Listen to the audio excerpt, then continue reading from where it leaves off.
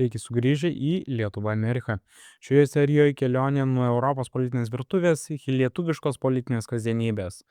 Grįžęs iš Europos liaudės partijos kongreso Valencijoje, sėdau iš karto prie mikrofonų su Žygiu Pavilioniu, vienu šiaip iš nedaugelio, kurie ne tik kalba apie Europą, bet ją ir formuoja. Aptarėme susitikimus su Vokietijos krikščionių demokratų lyderiu Friedrichu Mercu, Ispanijos liaudės partijos vadovu Alberto Núñez Feijóo, graikų premjeru Mitsotakiu ir kitais. Kalbamės apie mūsų bendrąją rezoliuciją dėl Ukrainos, apie tai, kaip Laurynas Kasčiūnas priimtas Europos lyderių ir apie tai, kokia Europa mums reikalinga. Antroje dalyje pats Laurynas Kasčiūnas, dar su lagaminu rankoje, bet jau važinėja po gargždus ir kalbasi su žmonėmis. Žodžiu, daug informacijos, bet manau tikrai bus įdomu. Gero klausymo.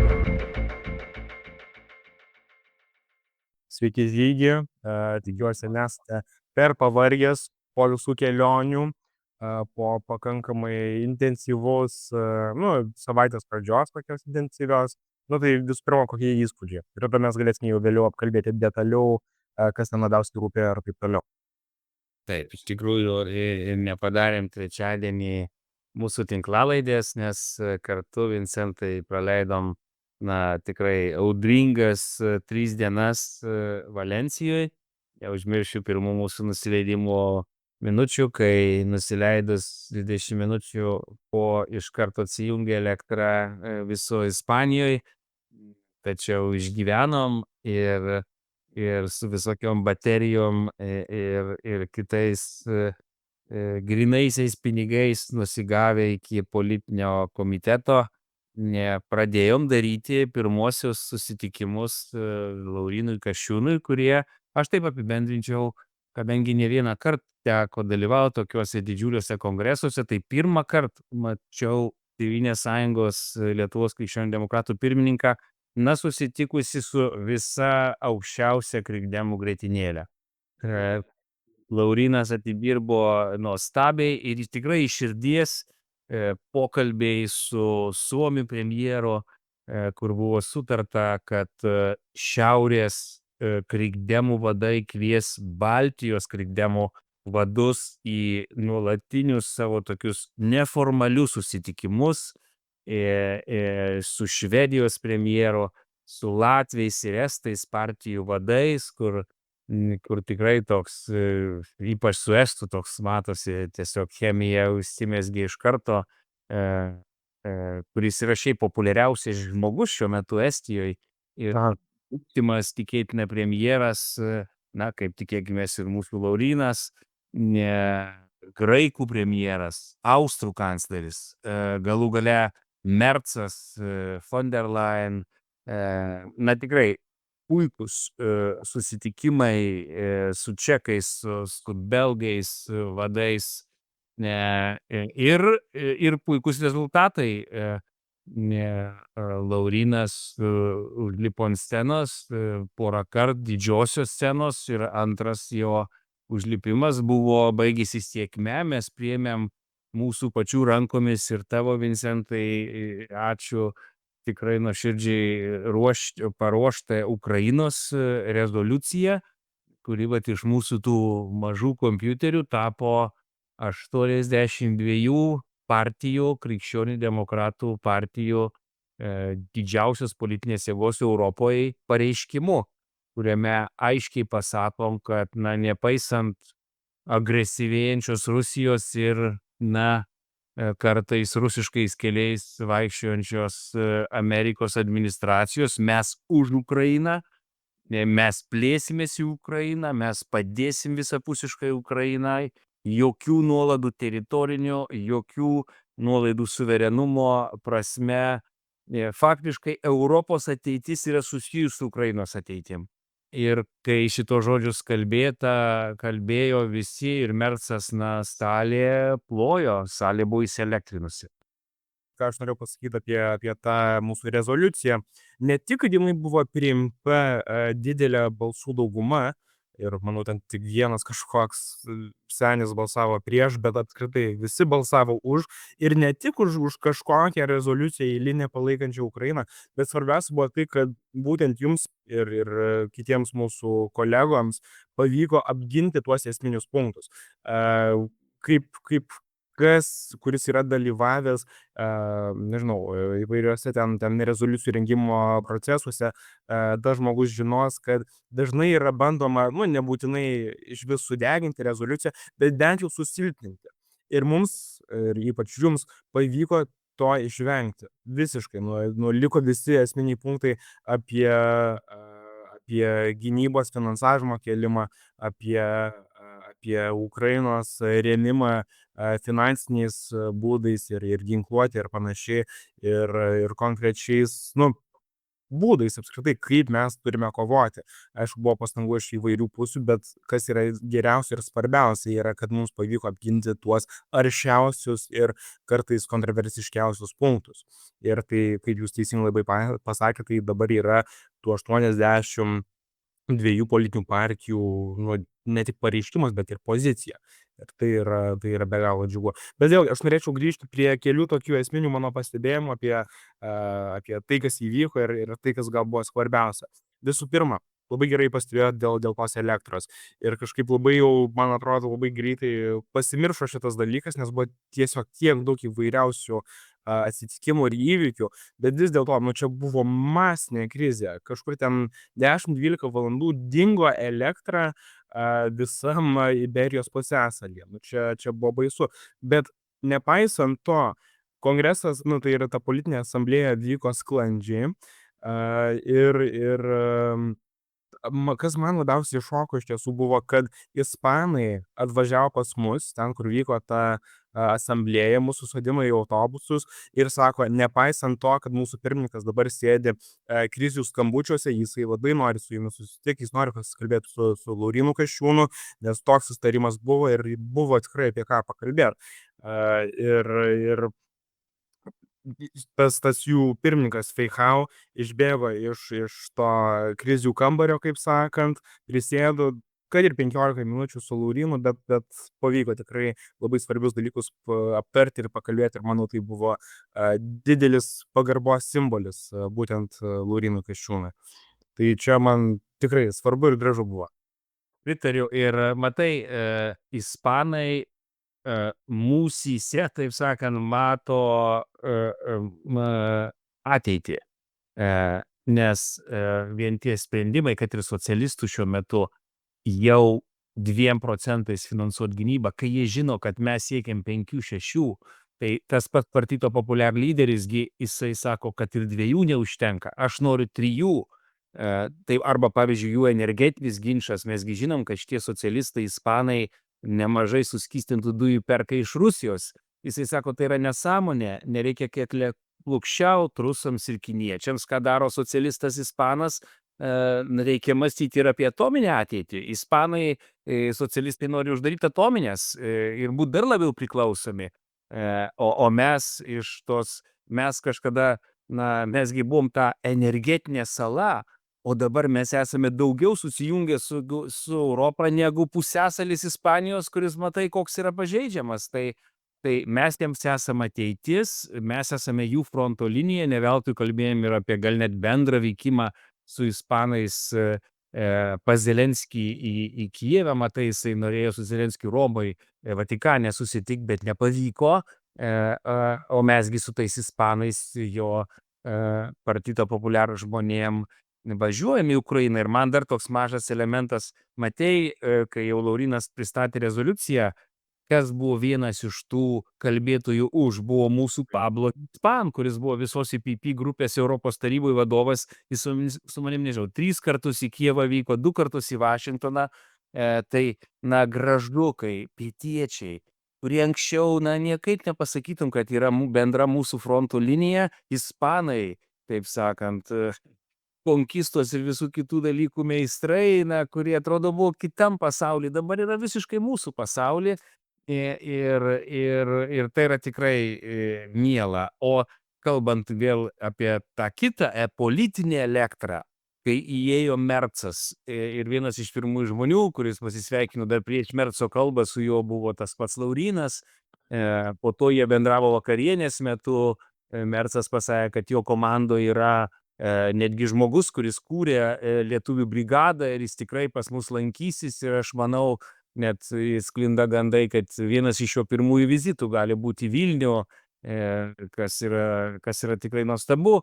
Bet vien tie Merco žodžiai, kai aš klausiau Merco, kai jisai sakė nuo scenos, mumis gali visiškai pasitikėti, mes niekada nepaliksim Ukrainos, nė teritorijos jų centimetro. Na, man jis atrodė kaip kažkada atrodydavo JAV prezidentas Reiganas. Taip mes anksčiau įsivaizduodavom amerikiečius. Ir tie pinigai padėti ant stalo ir gynybos finansavimas. Na, vokiečiai tai yra ne tik Europos, tai yra Vokietijos valanda, ir tai, kad vokiečiai tą lyderystę kūrė pas mus Lietuvoje, yra geras ženklas mums. Beje, dar vienas graži detalė, kuri gal nepastebėta buvo, naujasis tikėtina užsienio reikalų ministras Vadefulis, kuris turėjo ten tokį Kylio forumą, į kurį nieks nevažiuodavo, bet pasižinai, kas nuvažiavo praeitais metais, dar būdamas gynybos ministru, Laurynas Kasčiūnas. Jis turi su juo gerą kontaktą. Tai gal mes net, kaip dabar Vokietijos forumą darėm Münchene, gal mes kitą padarysim pas jį Kylyje. Ir gal mes net tą patį užsienio reikalų ministrą pasikviesim į kokią partinę mūsų konferenciją. Žodžiu, begalinės galimybės, Laurynas pasirodė puikiai ir tas rezultatas, Ukrainos rezoliucija, kurią Vėberis, visos partijos vadas, pavadino pagrindinę mūsų rezoliuciją, na, tapo kūnu. Padarėm prieš porą mėnesių išrinktas lyderis, pasirodė tikrai neblogiau negu Gabrielius Landsbergis, ar net, sakyčiau, geriau. Tikrai taip.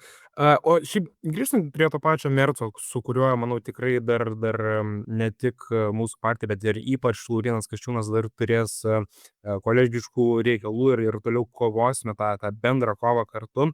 Bet kas man gal buvo jautriausia per Merco kalbą, tai nebuvo būtent jo kalba, bet tai buvo visos auditorijos reakcija. Aš nežinau, ar jūs šitoje girdėjote ar pastebėjot, bet ten arti mūsų pasigirdo iš kelių skirtingų žmonių frazė "Germany is back". Ir man tai buvo, wow, ir tai buvo taip stipru ir tikrai, manau, nors šiaip Mercas techniškai dar nėra kancleris, bet jau yra ta galia. Ir mes žinom, kad Vokietija bus su mumis ne tik dabar, ne tik už metų, bet ir bus iki pat pabaigos. Čia yra viena. O visai kas kita yra tai, kad vėlgi mes abu puikiai žinom, kad Mercas vis dar yra tose didžiosiuose dėrybose dėl postų pasidalinimų ir dėl vyriausybės programos, bet tai, kad jisai rado laiką atvykti į būtent šią EPP konferenciją, bene svarbiausią metų EPP renginį, tai čia tik parodo, kaip Vokietija žiūri, ne tik į savo vidų, kaip darė praeitoj kadencijoje, bet žiūri į visą Europą ir supranta, kad tai yra laikas lyderystei, o ne šiaip savo vidiniam ten užsidarimui, prisižiūrėjimui ir panašiai, ką darė Šolcas praeitą kadenciją.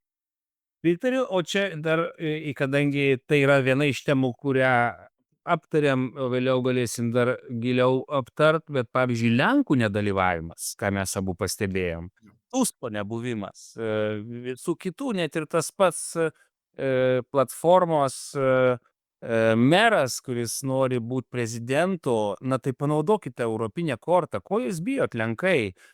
Aš suprantu, kad ten kyla visokie radikalai, antieuropiečiai, bet na tai ginkit savo interesus Europoje, lygiai taip pat kaip visi čia juos gina, tai yra puikiai galimybė. Tai šiek tiek tai nuvylė, bet mes matysim tą Lenkiją tik tai normaliai po gegužės mėnesio prezidentų rinkimų, pamatysim tuos tikruosius veidus ir pratęsim tą dialogą.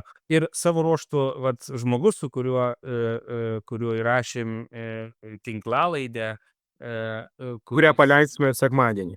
Taip, kurią paleisim sekmadienį, yra, kogi irgi įdomus, jisai yra vokiečių veidas bendravimui su Amerika. Jisai buvo per Trumpo inauguraciją fiziškai ten nuvykęs. Ir va tie žodžiai jo, kuriuos jisai sako, kad na vis tiek su visom problemom su Amerika reikės bendrauti. Mes nenorime, kad jinai silpnėtų. Mums reikia jos stiprios. Taip yra galimybės ir su Indija. Taip mes čia daug turėsim padaryti, bet mums reikia Amerikos stiprios. Tai, žodžiu, vokiečiai panašiai kaip lietuviai, na, nori, kad Amerika liktų Amerika, kad jinai liktų stipri.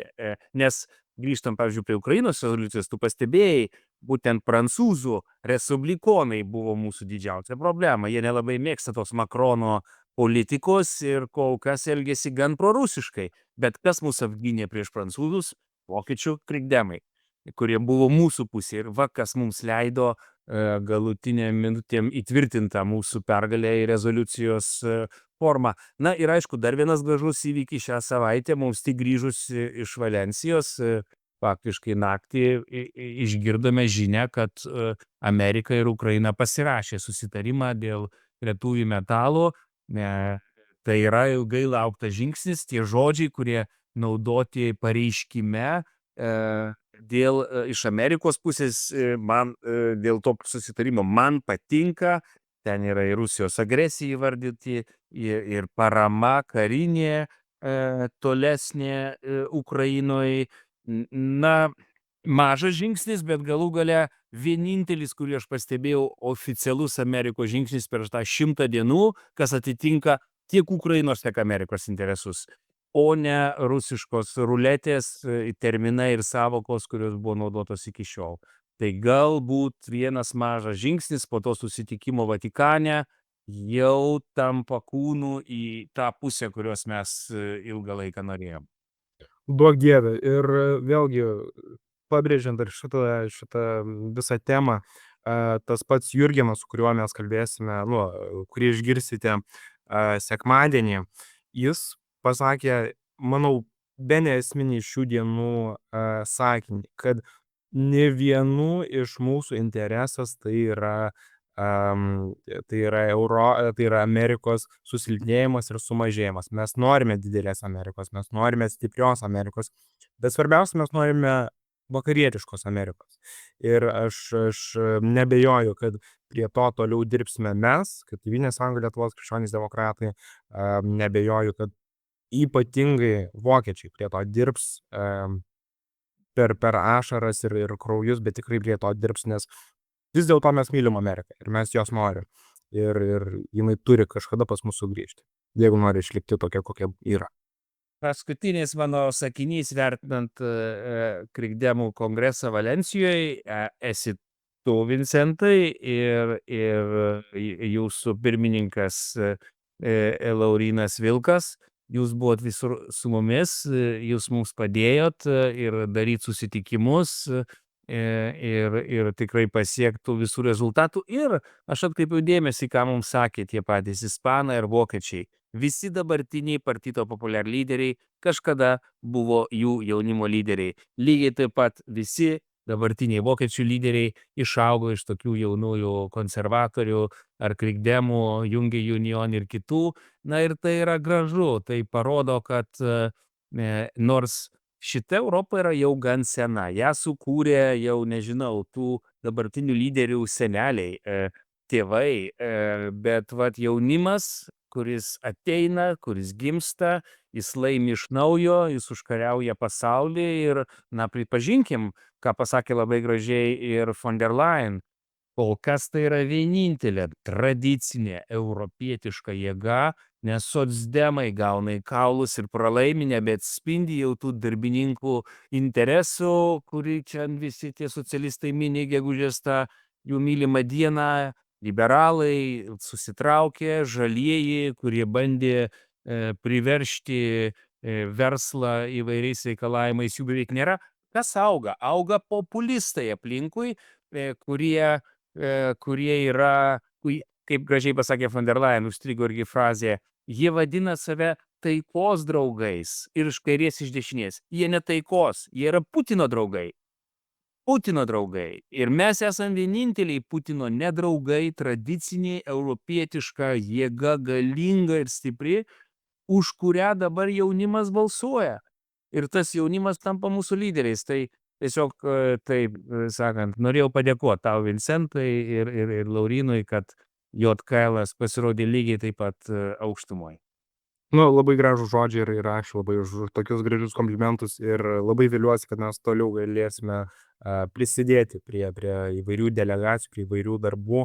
Ir gal kaip užbaigiant, tai yra pabaigos žodį šiai serijai, norėčiau priminti dar vieną citatą iš kongreso.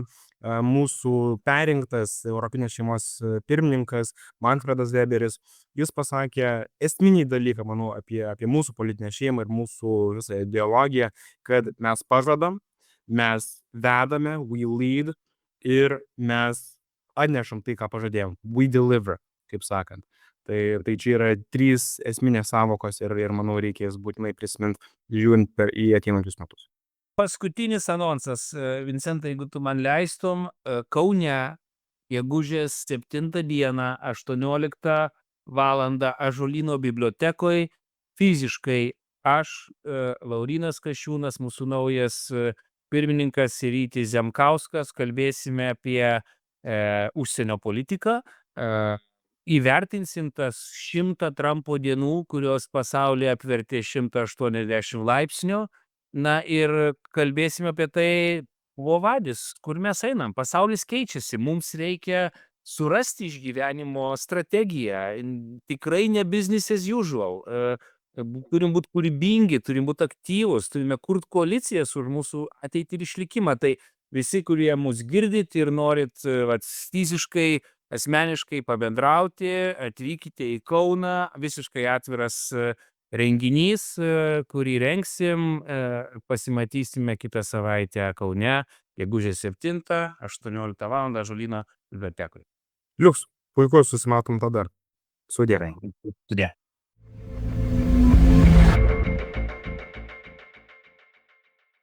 Tai kągi, pradedam. Sveiki Laurinai, sveiki Žygi, tikiuosi visi gerai laikotės. Kaip girdėjau, Laurinai, jūs jau judat gal iš gargždų, žiūrėjot futbolą, bet grįžkime biškį prie rimtesnių dalykų galbūt. Apie Valenciją pasikalbėkim. Kaip jums, kaip patiko, kokie įspūdžiai iš svarbiausio šių metų krikdemiško pasaulio renginio? Na, aš daug esu girdėjęs apie IPP kongresus ir kažkaip taip teoriškai modeliavęs, kad taip svarbu, bet nebuvau to svarbos savo kailių patyręs. Tai va, šį kartą teko taip patirti savo kailių ir iš tikrųjų, labai įdomus formatas, kai tu gali sutikti ir kalbėtis kaip lygus su lygiu su ministru pirmininku, kurios nors šalies, kuris vadovauja krikščioniškai ir konservatyviai politiniai jėgai. Ir čia yra, matyt, nuostabus būtent šio formato ir šio kongreso rezultatą. Ir matyt, ta tokia puikiai platforma savotiškai galbūt ir daryti poveikį mums valstybei svarbiems klausimams būtent per partinę liniją, per būtent krikdemišką konservatyvę šeimą. Ir kartais su tą įtaką gali daryti gal net labiau nei, pavyzdžiui, tuo metu valstybės tam tikras oficialias pozicijas užimantis asmenys. Tai, man atrodo, tikrai darbotvarkę turėjom labai turtingą. Vien jau tai, kad buvo matyti pirmieji Lietuvos politikai, kurie ne tik paspaudė ranką naujam Vokietijos kancleriui Friedrichui Merzui, bet ir turėjom galimybę šiek tiek pasikalbėti apie mūsų strateginius interesus kaip Vokietijos brigada. Ir supratau, kad tikrai turi aišku supratimą, kad to reikia ir tai nėra jam kažkoks kažkelintos eilės klausimas, o tai yra klausimas, kurį jisai puikiai supranta ir supranta jo svarbą. Tai ir susidariau labai tokį aišku vaizdą, kad jisai bus tas kancleris, kuris bus aktyvus užsienio ir saugumo politikoje ir tas be jokios abejonės yra be galo svarbu, nes matyt, tai tas kancleris, kuris tikrai nebeklaus kitų, ar jums tikrai reikia Vokietijos lyderystės. Taip, mums reikia, jis tą puikiai supranta, ypač tų geopolitinių tektoninių lūžių, galimų lūžių akivaizdoje. Lygiai taip pat tikrai puikus įspūdis kalbantis su Suomijos ministru pirmininku, tiek ir tas paprastumas žmogaus ir geopolitinių iššūkių suvokimas ir toks bendrumo jausmas su Baltijos šalim ir su Lietuva, man atrodo, irgi labai aiškus, kaip ir Švedijos ministro pirmininko. Tai tikrai turėjom galimybę turėti ne tik tai, kad mes pasakėm kalbas kongrese, savo rezoliuciją apgynėm sėkmingai dėl Ukrainos ir neleidžiam pamiršti to klausimo ir nuolat keliam kartelę, bet lygiai taip pat turėjom labai daug sėkmingų dvišalių, tiek pirmiausia užmezgant ryšį, tiek artikuliuotai ginant ir atstovaujant Lietuvos interesus. Laurynai, aš atsimenu dar tu, kai buvai ekspertas, rašydavai įvairias studijas apie tai, kad reikia stiprinti tą struktūrinę Lietuvos galę. Tai kaip tu ir sakai, iš esmės partiniai ar net regioniniai formatai, Nordic Baltic ar kiti yra būtent vienas iš instrumentų tą struktūrinę galę stiprinti. Tikrai taip. Ir tai yra labai rimtas instrumentas. Na, ką tu, Žygi, puikiai žinai, bet galbūt gal ne visi klausytojai žino, tai kad Liaudies partijos lyderiai, tu turi galvoj nacionalinių, krikdemiškų, konservatyvių partijų lyderiai, turi galimybę pasiderinti tam tikras pozicijas ir pasikalbėti netgi prieš viršūnių susitikimus ES. Tai įsivaizduokit, jau dar viršūnėse nėra ištransliuotų idėjų, tu išvakarėse gali gauti tam tikrą poziciją, tam tikras nuotaikas pajusti ir galbūt netgi instaliuoti Lietuvai naudingą kokį nors aspektą į visą tą debatą, ar ne, ir į sprendimus, kurie bus rytoj. Turiu galvoje, kai vyksta viršūnių susitikimas. Tai tikrai čia yra labai geras formatas. Ir aš, ypač kai tu esi opozicijai ir kai, aišku, tavo, sakykime, instrumentai rankose vykdančios valdžios prasme yra, riboti, tai tu tikrai gali net ir per Liaudies partijos formatą daryti, tam tikrą įtaką nedidžiai politikai, geopolitikai. Nesakau, kad formuoti kažkokią darbotvarkę, bet tikrai iškelti įvairius klausimus ir vykdyti politiką. Ta prasme, net opozicijai būnant, tu gali daryti politiką. Ir tai būtent suteikia Liaudies partijos formatas. Tai yra tikrai unikalus šią prasme ir tą reikia labai aiškiai suvokti. Ir tą turi daryti ir socdemai, turi daryti ir žaliųjų partijų šeimai priklausantis Lietuvos partijos ir panašiai. Man atrodo, mes čia šitoj vietoje tikrai, užėmė tvirtas pozicijas. Ir manau, ne tik tvirtas pozicijas užėmėm, bet nes vis dėlto mes gauname per tą formatą, kaip jūs sakot, prieigą prie visų šitų žmonių ir įtakos formuotojų. Bet aš manau, kad svarbiausia tai, kad mums pavyko tai padaryti. Mums pavyko paveikti tam tikrus žmonės ir bent jau kažkaip pakalbėti apie mūsų Lietuvos problemas jiems. Ir manau, jie suprato. Ir manau, tai yra didelė dėka jums ir Žygiui.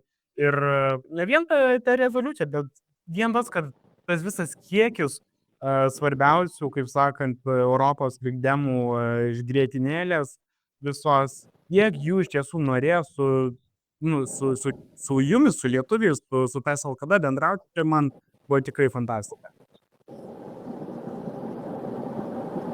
Dar priminsiu tiems, kurie mus klauso, kad pats sutarė, kiek aš suprantu, ir dėl Šiaurės Baltijos šalių tam tikro formato, kad neformaliai jūs bendrausite kaip partijos lyderiai, taip pat priėmė sprendimą įsijungti tą tarptautinė dešiniųjų sąjunga, kur yra ir Britų konservatoriai, ir JAF respublikonai, ir Kanada, ir Norvegija, ir kiti. Bet grįžtant prie Vokietijos, paskutinis mano klausimas. Kaip tu manai, dabar, kai mes turim tokį šansą lyderystėj, žinant, kokia elektra buvo, kai Mercas kalbėjo, ar gal iš tikrųjų mums reikėtų daryti viską, kad sustiprinta individualų ryšį su Berlynu, nes tai yra dar viena galimybė padidinti tą galę per Berlyną. Būtent, aš manau, kad dabar tikrai, ypač mums, turint galimybę bendrauti su CDU ir CSU tiesiogiai, dabar reikia tikrai visas savo pastangas ir partinę valią nukreipti ir energiją visą nukreipti į Berlyną. Ir matyt, tenais reikia ir pradedant nuo Adenauerio fondo, smegenų centrų artimų krikščionim demokratam iki pagrindinių sprendimų priėmėjų. Mes tos ryšius turim, bet dar juos labiau stiprinti ir iškinti Lietuvos interesą. Tai per tą partinę liniją tu gali padaryti kartais netgi daugiau nei per valstybinę liniją.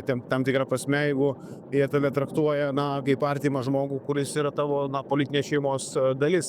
Tai šitoje vietoje mes tikrai akceleruosim tavo kažką failą ir tikrai reikia didinti Lietuvos matomumą Vokietijoje, šiuo atveju per krikščionių demokratų liniją. Ir manau, mes tikrai tą ir taip dabar jau turim, bet dar galėsim dargi netgi labiau sustiprinti. Ir kas dar yra svarbu, matyt, reikia kalbėti, kad, žinai, nėra tokių daug formatų, kai tu gali atsisėsti ir pasėdėti kartu ir pasikalbėti su prezidentais. Taip jau pavyko kartu būti kartu netgi kongreso metu su Maja Sandu, su Moldovos prezidente, kurie turi labai tokį ypatingai svarbų periodą. Tokius 3 mūšius jie turi per metus. Tai vieną mūšį jie laimėjo rudenį dėl referendumo, dėl narystės Europos Sąjungoje. Tai buvo be galo sudėtingas mūšis, bet laimėjo. Antras mūšis, kur laimėjo pati Maja Sandu prezidento rinkimus, irgi sunkus mūšis, bet jinai jį laimėjo. Ir dabar laukia pats sunkiausias mūšis, kuris, turint omeny, kad Moldova yra parlamentinė valstybė ir galios centras yra parlamentas, bus ankstyvą rudenį vykstantis parlamento rinkimai Moldovai.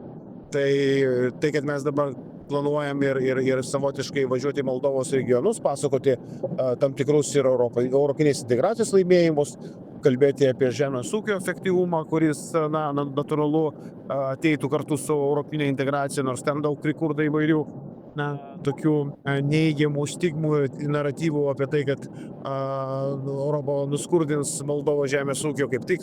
Manau, tai yra didžiulė galimybė Moldovo žemės ūkiai. Tai mes kartu su Kaziu Starkevičium žygį, kartu su tavim tikrai manau, kad prisidėsim prie to, kad suvokimas, kur yra tikrai visokių nuomonių Moldovos visuomenėje, tvirtai suktųsi link tų politinių sprendimų, kurie leistų Moldovai susieti savo ateitį su vakarų apsisprendimu. Bet pirmiausia, apsisprendimui jų pačių. Bet tam, kad jie patys laisvai apsispręstų, jie turi visą informaciją remtis faktais, o ne išgalvotom stigmom ir naratyvais. Gerai, Laurinai, ačiū tau labai, ačiū už šitą apibendrinimą ir tikrai pagarba ir pavyzdys kitom politiniam šeimom, kaip reikia veikti. Nors esame opozicijoje, bet tikrai veikiam nemažiau aktyviau negu opozicijoje būdami. Ačiū, Laurinai, ir gero kelio tau į Vilnių. Ačiū.